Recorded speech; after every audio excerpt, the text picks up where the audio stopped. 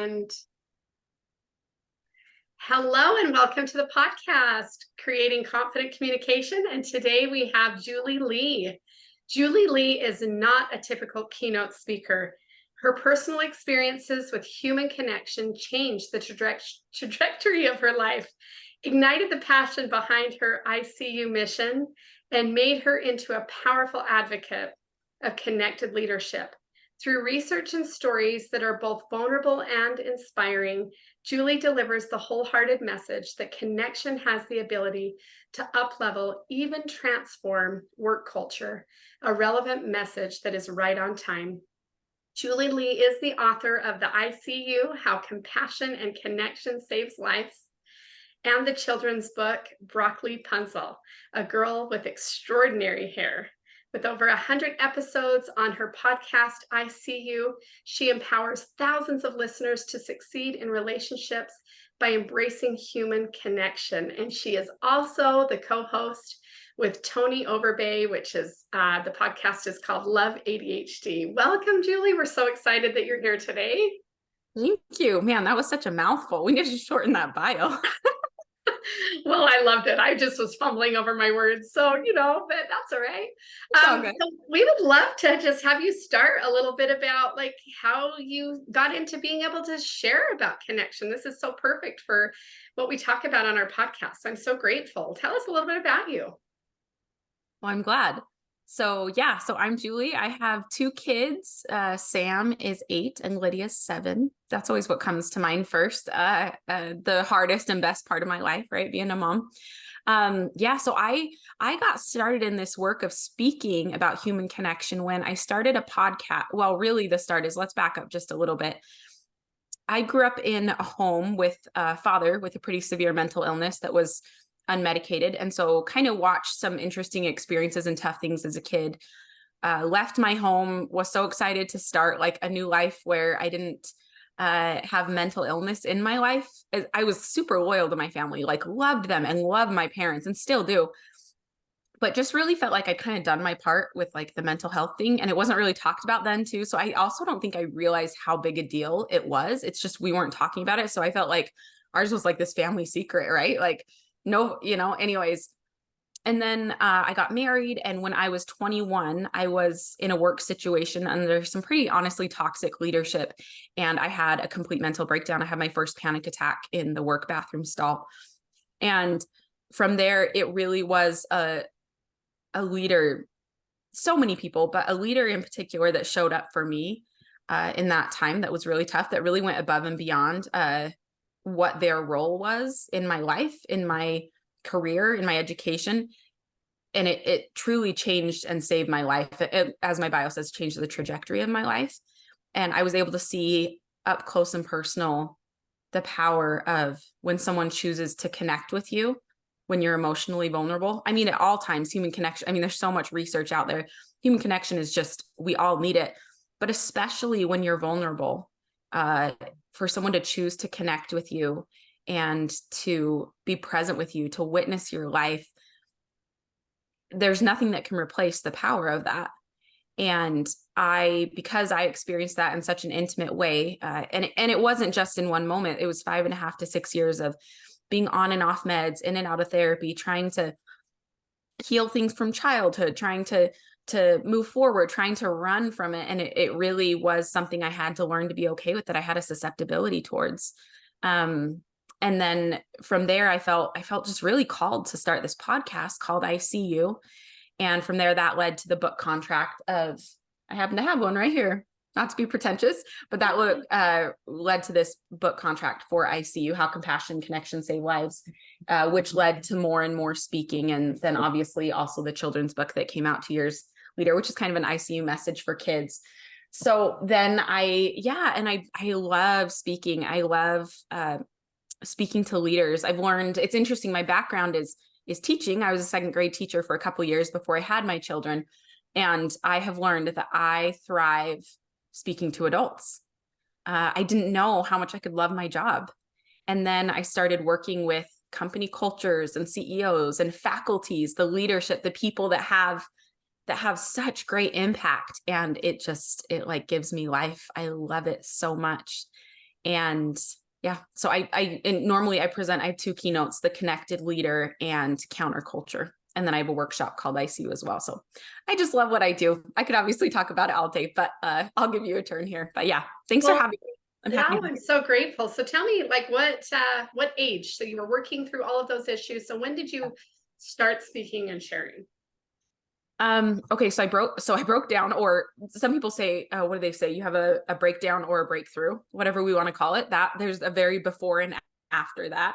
That was when I was 21. Yeah.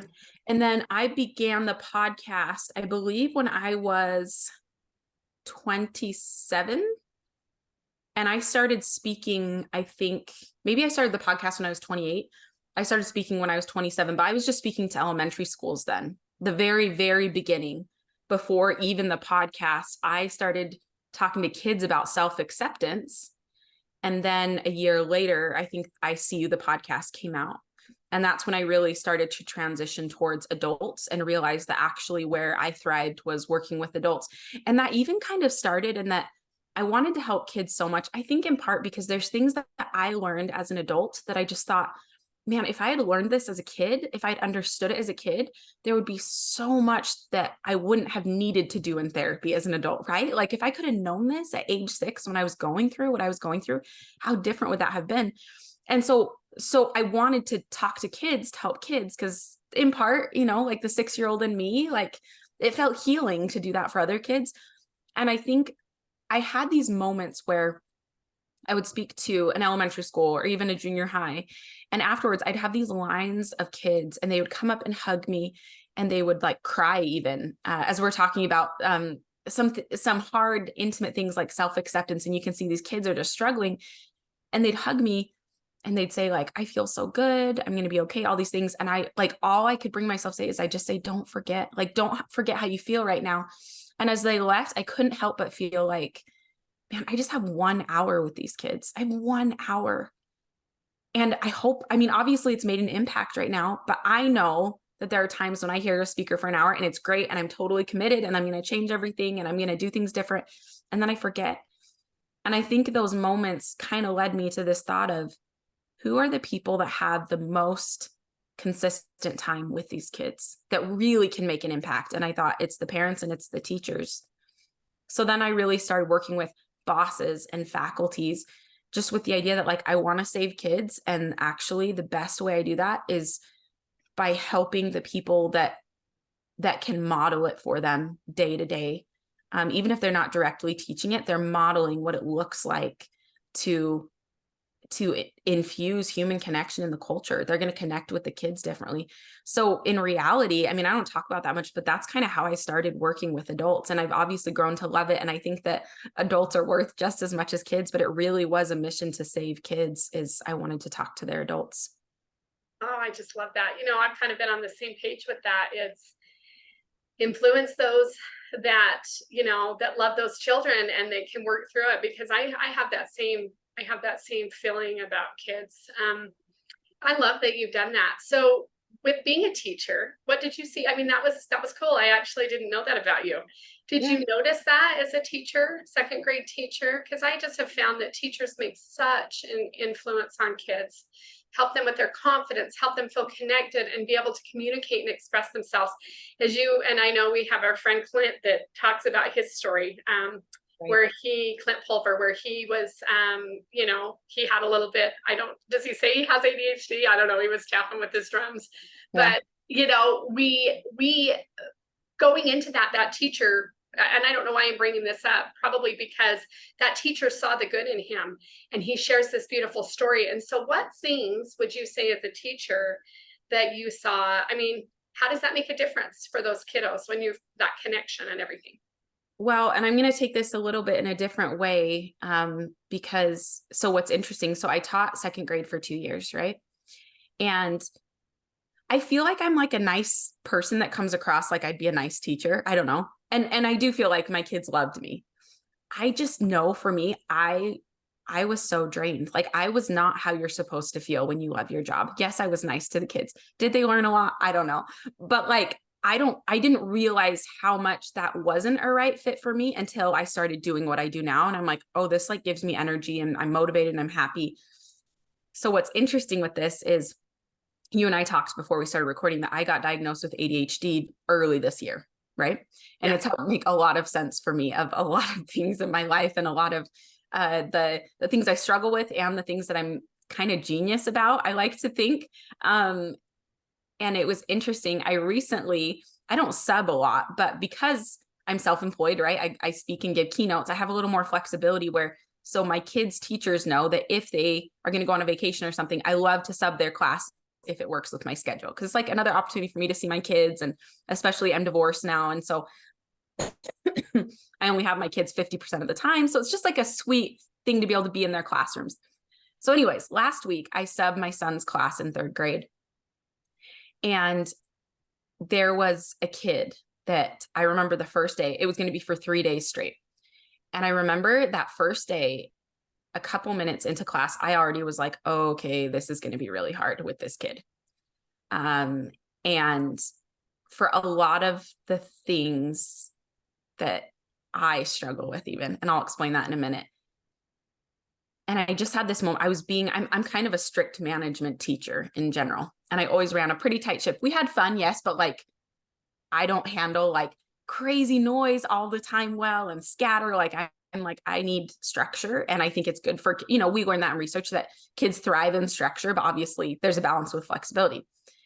And I was kind of going at the situation with this child in that way, where I was just nipping it in the bud and just like, just being very strict with him to kind of get him in line. I just stopped and I thought about it and I was like, we're going to be together for 3 days. Cause he was just pushing back hard, right? It was a power struggle and I was in it. And I just thought, if you want something different, you have to do something different, right? And I just changed the way I interacted with him. And I found reasons to highlight good things he was doing as much as possible. And I started joshing with him, joking with him a little, and just like kind of making him feel like he's on the in with me and having him help me with things. And Talia, like, I cannot even tell you how quickly his behavior changed. And I just looked at him and I thought, I actually kind of get him. And I'm not walking around diagnosing kids, right? But like, I think about how I was as a teacher before having some of these experiences, before getting my own diagnosis, and how strict I was. And while I still am someone that needs structure, in part because my brain is so scattered, I was like, these kids need good teachers who can see what's really going on with them. Because this kid, he didn't want to be naughty. Are you kidding me? The second I started positively praising me, he just ate it up. He wanted to help, right? And it made me think so much about this human connection piece where I'm like, because adults, we're just big kids, right? And so many times when you see people act out and bizarre behavior and things, so much of it is just like trying to cope. And I can relate to that. I can relate to trying to cope when your mind is a mess. And I have so many experiences to do with that. And the overwhelm, right?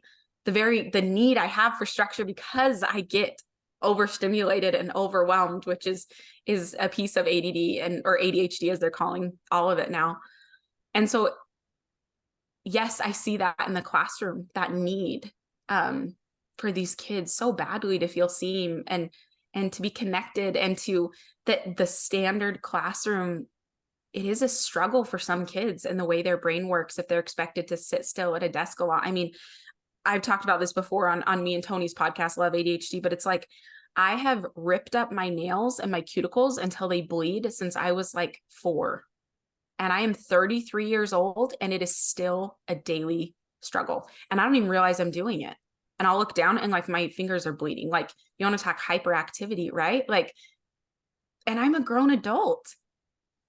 And so I look at these kids and the expectations we have for them. And yeah, we need teachers who are modeling human connection for these kids and that are willing to have that kind of patience and love and understanding and intention with them. Gosh, what you said was so incredible on so many levels. So I don't know if you know, but we have this amazing gift in our family where all of us have ADHD. I don't know if you knew that. So my husband and I really do. I call it the gift of ADHD, where your podcast is called Love ADHD, because there's nothing wrong with that. And the fact that I've had people say to me, your kids, they communicate so well. They look eye to eye. I mean, there's so many wonderful gifts. Yes, we get distracted. We totally cut people off in our family. We do it all. But the thing is I remember exactly what you were saying. It's the truth. Like kids that are trying to get a need met, whether it's they're wanting something, either it's a cry for help or a cry for love. And that's one thing I learn and teach in my coaching is what is it people are crying out or wanting? Do they need help? Do they want love? And so when you say that, I remember my oldest son was kind of like wanted to be the class clown because he obviously thought it was funny to entertain and he was getting his attention met. And Yes. and even my cute daughter that's she does the same thing you do. She loves having pretty nails, but she'll pick and pick and pick. And she doesn't want to. She wants to have those beautiful nails and those things. But we all have all of our different ways to cope and all of our different struggles. And I think what I love about what you're teaching is that we do all long for that connection. We are all looking for ways to be confident and to have ways to communicate with people. And sometimes we're not sure how. So I would love to hear first, what is a couple tools you'll give us that you teach about in ways that you find greater connection? Will you share a few things that we can take home with us and learn for our children or in business or as adults, how we can kind of I see you better? I just love this. Absolutely. Well, you brought up one, eye contact. I mean, that's a simple one. I don't teach that specifically in my keynotes, but that's huge. Eye contact. Yeah. Another one, talking to people and using their first name. Huge, huge. What that does in the brain. I still to this day, I love it when people call me by name. The difference between thank you and thank you, Julie, there's a difference there, right? I feel more seen.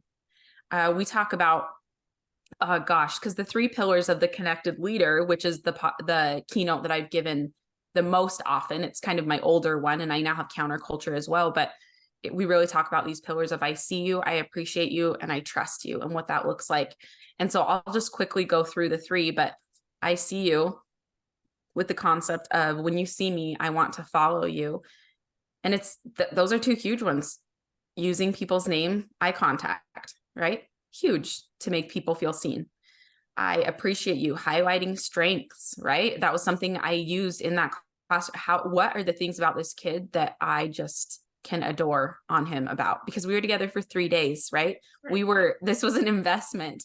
We were going to make each other's lives hell or we were going to learn to enjoy each other. And it was still difficult. That's what's hard is I feel like even me being intentional, it was still a day-to-day struggle. Sometimes hour to hour of like, oh. And you teach about this. This is what you teach about it. What I love about you said, I see you. It's almost like seeing him in the eyes of we can even say through God's eyes or through other people's eyes, because there's people that love him and see him. And the way you were looking and choosing was beautiful. And I know what it feels like. I've been misjudged, right? By some of my behaviors and my impulsivity and things. And people think I mean something. And I'm like, oh no, I'm just so unaware. Like, I'm not a mean person. Have I done mean things? Of course, everybody has. But like, I've had this thought where I'm like, my tombstone should just read like Julie Lee, she meant well, like something like that, where it's like, I have offended people. I have, because I'm the things that make me so powerful and awesome. There is also a side to that is a struggle and a weakness. And I mean, that's with everyone, just in different things. But the last pillar, though, I trust you. The thing that I think is so huge about this is when you're willing to be open and vulnerable, and that's going to look different from everyone, but you're giving other people silent permission to do the same, and you're showing that you trust them. So I talk a lot about the relationship of giving and receiving. There's a chapter in ICU called The Art of Giving and Receiving. Because here's the thing. If you are willing to give and give and give, that's great. But if you won't receive from me, then I don't trust you. I think Brene Brown, she talks about this in, I want to say she has a seminar or something called The Anatomy of Trust. And do we have time for like a 2-minute story on this? Please. So the one that I think of most clearly is I had a friend watch my kids while I had a speaking gig that lived down the street. And on my way home, I called her and I was like, hey, can I pick you up a soda or something, or, or a sparkling water? And she's like, no, please don't do that. And I was like, okay. So I get there and I'm putting on my kid's shoes. And I said to her, hey, like, I'd love to return the favor sometime. Now, I'm not like a tit for tat person. Like, I need to repay you. I need to, like, we just try to be nice people, but it's like, hey, like, you should go get your nails done or something. Like, this would be fun, right? Mm-hmm.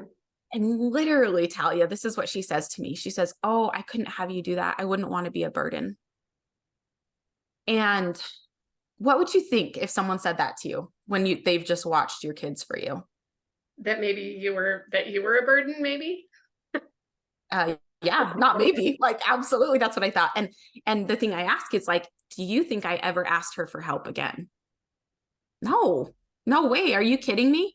Because there's something about, if you're willing to give but not receive, there's some part of you that sees receiving, accepting help as a weakness because you don't practice what you preach for yourself. And so people that aren't willing to receive, that doesn't mean they need to make up reasons to need help. But you can feel that from someone when they're like, oh, no, but I will serve you to death. And I'm like, oh, like adore you. Definitely don't trust you though, that you actually aren't going to build up resentment towards me helping me, that you really do want to help me, right? Because there is a part of you that it's like, it's okay for me to receive, but not for you.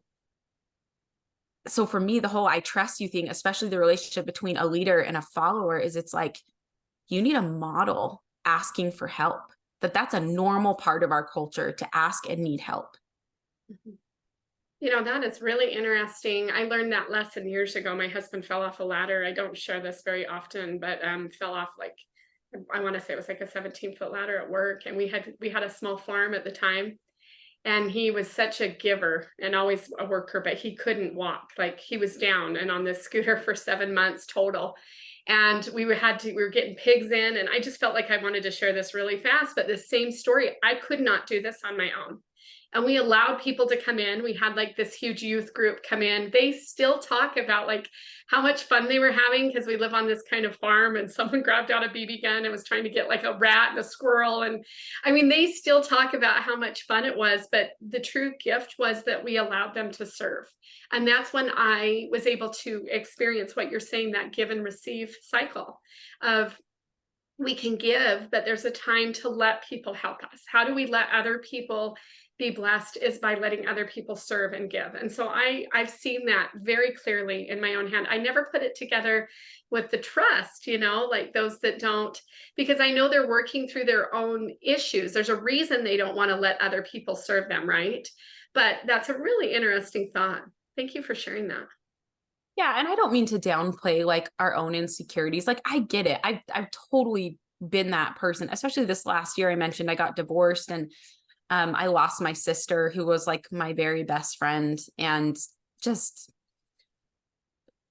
I've needed to accept help. And I've also had times when I felt insecure and had a hard time accepting it. So I'm not trying to blow the whistle on everyone. I just think it's something important for us to look at really our motivations there, Well, that's why I thought it was beautiful, because I thought, wow, that's a great way she explained that. There is that give and receive for a reason. So no, I love that I learned that.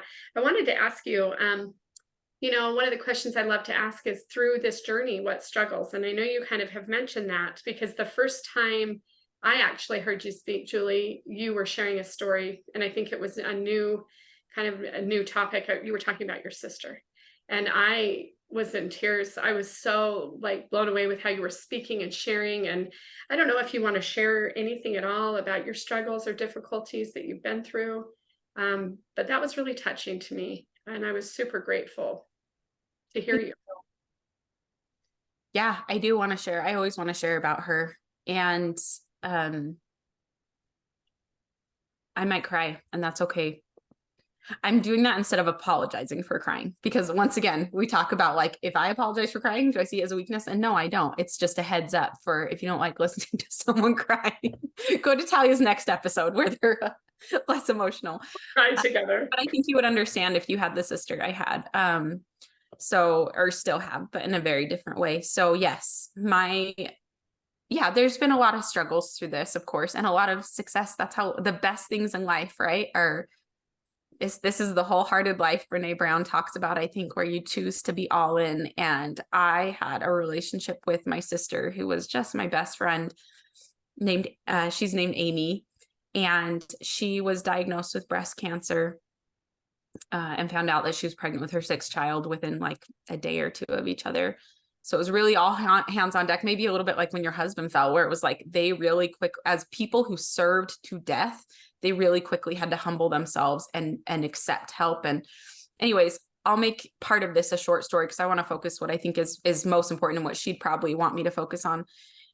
But the baby ended up being okay. I mean, she did chemo with the baby in utero, had a one side mastectomy. As soon as the baby was out, did the other side, radiation, hysterectomy, everything. Like she did everything right, you know, and it was breast cancer, like one of the most curable cancers. She was only 31 when she was first diagnosed. And what's interesting is when she first told me that she thought it might be breast cancer, I just had my baby. She was only 2 weeks old. And so she'd waited to tell me, and she said, hey, we're not sure yet, but I found a lump and it might be breast cancer. And she's like, there's no way it is, right? Like, I was like, no, Amy, like you're 31. I still remember we were standing in my daughter's nursery.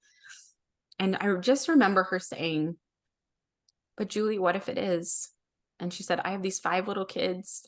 I'm pregnant, by the way. And they're all just watching me. And I've seen things like cancer make people hard, and I've seen it make them soft. And I have to let this make me soft. I can't let it make me hard, because she was such a lover. She was just the best. And once the baby was born and we helped her get through all that, she was kind of in remission for 9 months. I mean, she was still like radiation, dealing with those effects, so exhausted, still kind of sick. And then I got the phone call from her that they had found it in her liver. And liver's bad news. So the breast cancer, the cancer was still breast cancer, but it had gone into her liver, if that makes sense. Mm-hmm. And they gave her, I think initially 3 to 5 years to live. And then it went down to 1 to 3, then 1 to 2.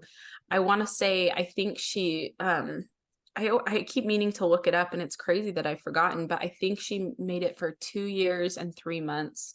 So when I actually gave that speech, I know what you're talking about, that event. We had buried her just less than a month before that. Yeah, just under a month before that. So it was raw and fresh, but I really wanted to talk about it that day because I watched my sister. I mean, my presentations are all, it's very soft skills based, right? About relationships.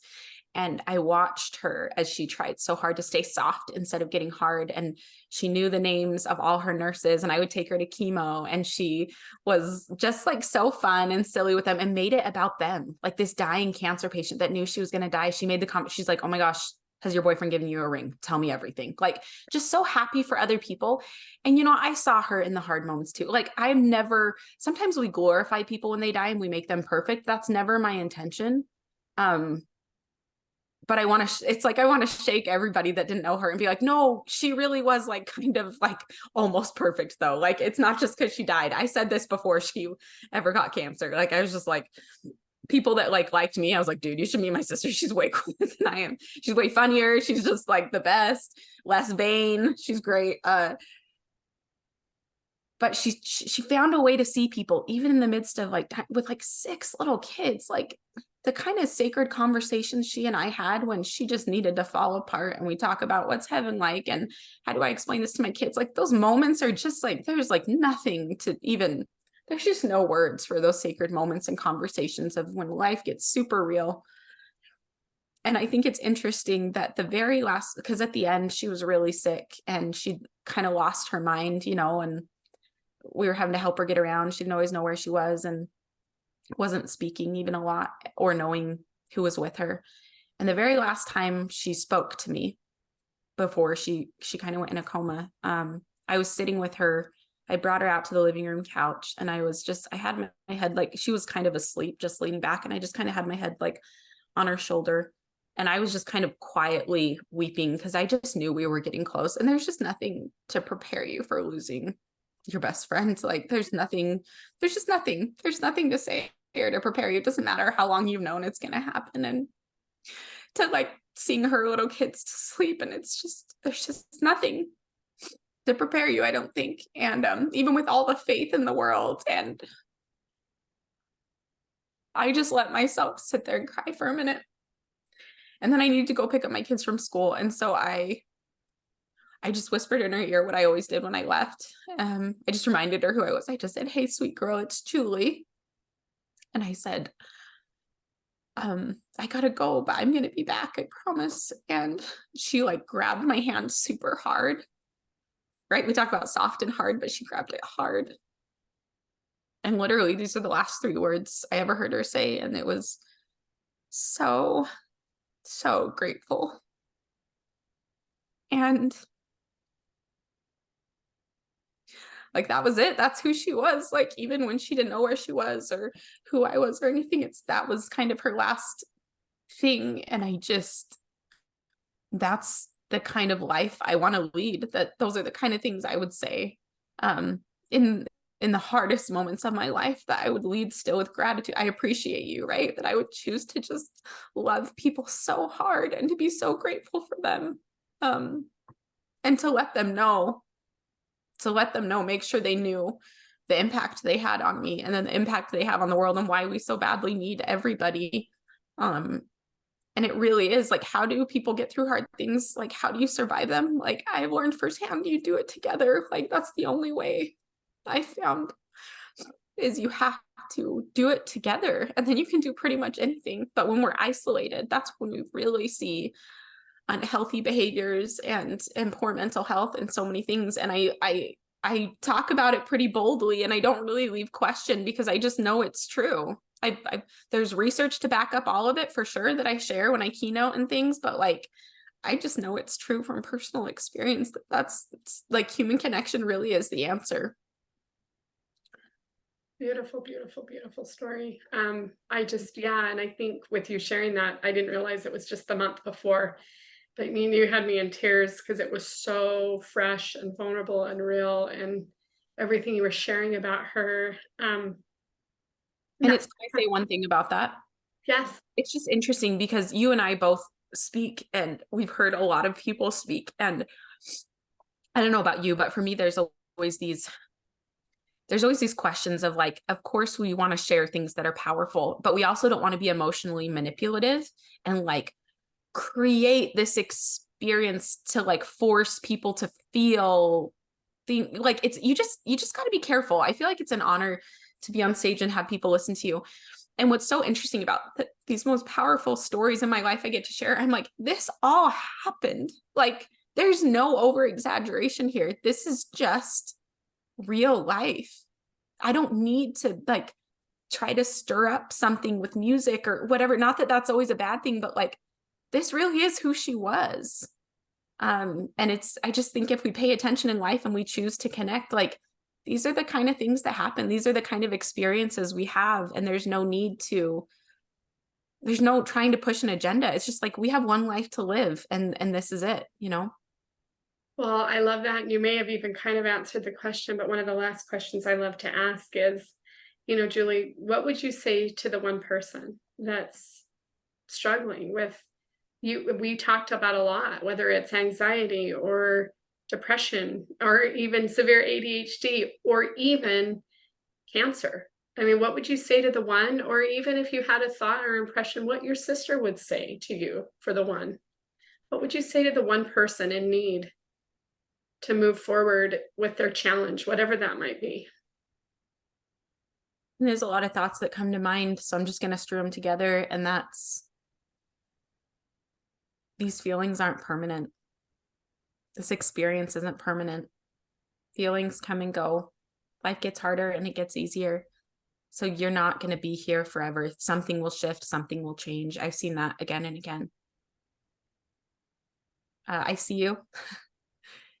And you have a 100% track record of getting through hard things so far in your life. Like me, I mean, I have 33 years of showing that I can tough it out. And you have those years too. I don't know how many, if it's less or more, but A lot more. that's 44. yeah. Or well, whoever the listener is, right? Like, Yeah, maybe you have more than me, maybe you have less than me, but like decades, right? Of showing that you can tough it out, and that things change. I think that's important perspective to keep. I also would just say, like, I talk about leadership. When I talk about my sister, I always talk about how like she saw me even as a kid. Like I remember finding a scrap of paper at church and it had like goals she wanted to accomplish. And one of them was play with Julie more. Now she was like between 5 and 6 years older than me. So at that time, I mean, I was probably 10 and she was 15 or 16. It's a much bigger gap when you're little, right? But I was like the annoying little sister, I'm sure, that was like, what are you doing? Like tagging along. Like I knew who all her crushes were. Like I was like so into it, so fully committed. And I just think like, man, what kind of sister to have that be a goal? It's like, I'm going to play with my little sister more. And I just think she always saw me.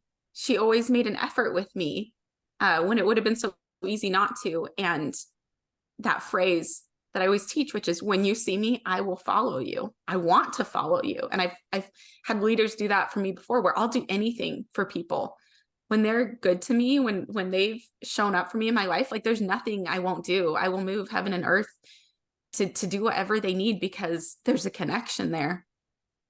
And so when I think about with her, like when you see me, I'll follow you.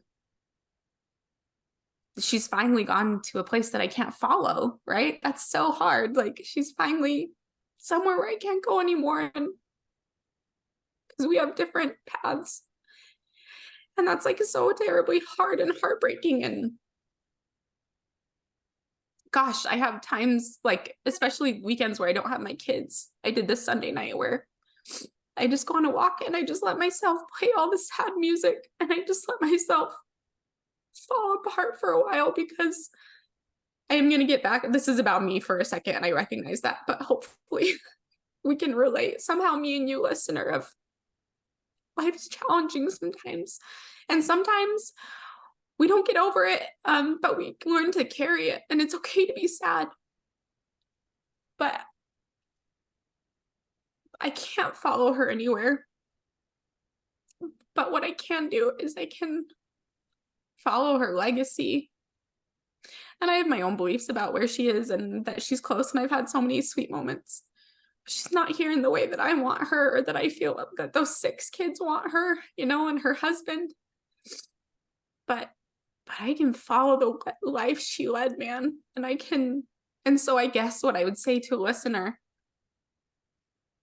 also is that there are different ways, like life can make you hard.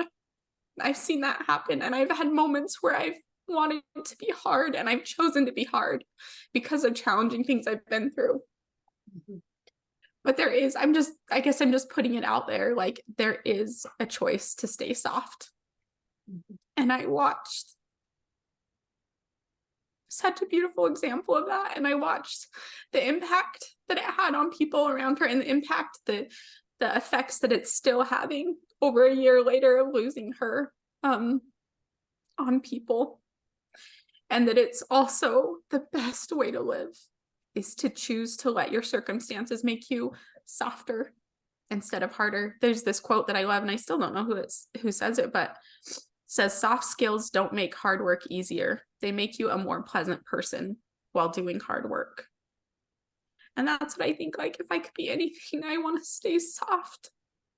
So I guess I just throw that out to you as an option. You know, the choice is all of ours, and none of us are perfect at it all the time. But, you know, in the news and the media, I feel like there's a lot of examples of trying to be divisive and to be hard and to have all the answers and be angry at other people. And I just think that's an option. But there's another one that I've seen, and it's what I'm going to choose to follow. And I do my best every day to follow. And I think I have a better life because of it.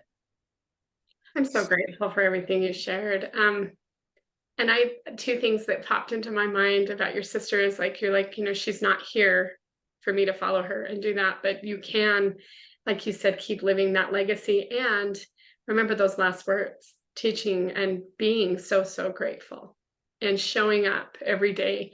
And with that boy in that class, you know, you chose to see him. And what did he want to do? He wanted to follow you. He wanted to help you. And sometimes we see triggers in other people because there are things in us that are like, could this kid have been like me? You know, I mean, why is this little thing's bugging me? But it's so interesting as we choose to see people and even our own weaknesses as gifts. It's really ironic because my daughter, we have a little farm here, and she brought down an egg this morning. I don't even know why she brought down an egg. She's like, "Oh, the chickening." So I'm holding up this egg. But there was also a quote, and I don't want to mess it up because I don't actually have it in front of me. So maybe you do, but it was something about the boiling water, how boiling water can harden an egg or soften. Do you remember which quote I'm referring to? Oh, I don't know this, but it sounds like one I want to know about. It's such a good quote. Like, I honestly want to look it up, and I feel like one of our listeners is like, I know the quote, I know the quote. But it was something about boiling water can harden an egg. You know what? We'll have to like put it down in the quotes after, because I'll have to find it. It was beautiful. What it was trying to say is that it can harden. The same boiling water can do something, harden or soften eggs. I'm going to get it wrong. And I know someone knows it. Maybe put it in the notes and on YouTube. But it was the most beautiful thing about hardening and softening and everything you just said. So we'll put it in the notes again. It came to my mind, and I had a random egg sitting there. So, but I do want to share that I'm so grateful for you being so vulnerable today, because with that story, you didn't have to push anything on anyone. You were just being authentic and real and sharing. And that's why I connected so deeply with that story. And so emotionally was feeling that vulnerability, hearing what you had to say about her. And I just, from what you shared, I just love her. And I hope that I can remember to see the good and be so grateful and choose to see things in a different light, and all of the things that you taught today. And I just want to thank you so much, Julie, for taking time to teach us all of these beautiful things and be vulnerable with us about your experiences. You're welcome. You're welcome. For better, for worse. I'm usually a pretty open book. So and if we can do this, if we can be vulnerable and share, and ever since I stepped into the speaking world, I don't know about you, but I get all these stories and all these moments and all these things. I'm like, where sometimes I just want to like just give up or not do it. But what I find is I share the stories. I keep sharing the teaching lessons that I'm having, because if we can do this, we know you can too.